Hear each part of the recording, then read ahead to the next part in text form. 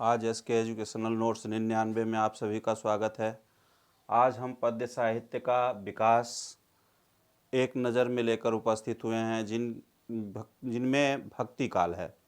भक्ति काल को दो भागों में विभाजित किया गया है। पहला है निर्गुण, दूसरा है सगुण। पहला है निर्गुण, दूसरा है सगुण।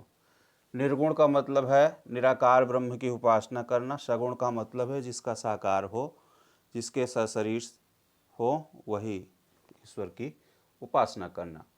तो अब इसमें निर्गुण के दो भाग हुए, ज्ञान मार्गी शाखा और प्रेम मार्गी शाखा। ज्ञान मार्गी शाखा, प्रेम मार्गी शाखा। और सगुण के दो भाग हुए, राम भक्ति और कृष्ण भक्ति। तो राम भक्ति में राम की पूजा करना और कृष्ण में कृष्ण भक्ति धारा की पूजा करना। तो ज्ञान मार्गी शाखा और प्रेम मार्गी शाखा और राम भक्ति धारा और कृष्ण भक्ति धारा। तो इसमें से निर्गुण भक्ति धारा सबसे पहले आती है निर्गुण भक्ति धारा। तो निर्गुण भक्ति धारा को हम ज्ञानाश्रयी शाखा भी कहते हैं। ज्ञानाश्रयी शाखा में कवि कौन कौन से हैं? कवि हैं कबीरदास, दादूपाल, सुंदरदास और रज्जब, नानक, शेख, फरीद, रैदास, मलूकदास आदि। इसके बाद इसकी रचनाएं हैं जैसे बीजक, सुंदर विलास, ज्ञानबोध आदि। अब इनकी विशेषता क्या है? विशेषता में निर्गुण ब्रह्म की उपासना करना, आडंबरों की विरोध करना, गुरु की महत्ता माया का निंदा करना, रहस्य भावना की प्रधानता, समाज सुधार की प्रधानता, ये इसमें होते हैं। इसके बाद प्रेमाश्रयी शाखा। प्रेमाश्रयी शाखा में जायसी, कुतुबन और प्रसन्न मंझन उस्मान जायसी, कुतुबन, मंझन, उस्मान, मुल्ला दाऊद इत्यादि कवि हैं, जिनकी रचनाएं हैं पद्मावत, आखिरी, कलाम, अखरावट, मृगावती, चित्रावली, चंद्रायन। और इसके बाद इनकी विशेषता है प्रेम कथाओं की चित्रण करना, गुरु की महत्ता, रहस्यात्मकता और मनसवी शैली का प्रयोग, श्रृंगार रस की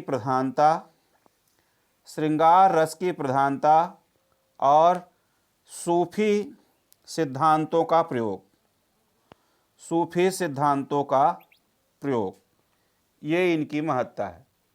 तो अब इसके बाद आता है राम भक्ति और कृष्ण भक्ति। राम भक्ति और कृष्ण भक्ति यदि आप नोट करना चाहें तो इसको नोट कर लें, फिर इसके आगे हम बताते हैं।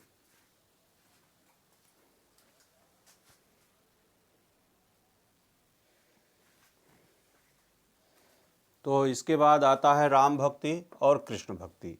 तो राम भक्ति को रामाश्रयी शाखा कहते हैं। रामाश्रयी शाखा में कवि हैं तुलसीदास, अग्रदास, नाभादास और प्राणचंद, हृदय राम। इनकी रचना है रामचरितमानस, भक्तमाल, ध्यान मंजरी, रामायण, नाटक, हनुमाष्टक।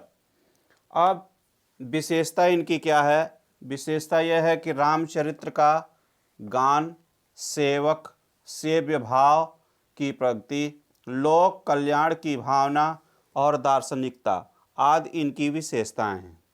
इसके बाद आता है कृष्ण भक्ति, जिसको हम दूसरे नाम से कृष्णाश्रयी शाखा के नाम से भी जानते हैं।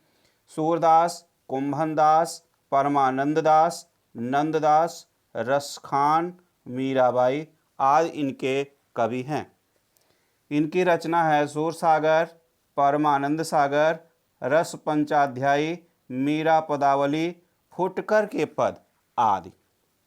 इनकी विशेषता है कृष्ण लीला का गान, वात्सल्य एवं श्रृंगार की प्रधानता, साख्य भाव की भक्ति और प्रकृति चित्रण दार्शनिकता, संगीतात्मकता इनकी विशेषताएं हैं। तो इस प्रकार से हम देख सकते हैं कि भक्ति काल को दो भागों में बांटा गया। पहला है निर्गुण, दूसरा है सगुण। निर्गुण ज्ञान मार्गी शाखा को कहते हैं और प्रेम मार्गी शाखा को भी कहते हैं। तो इनकी दो शाखाएं हो गई।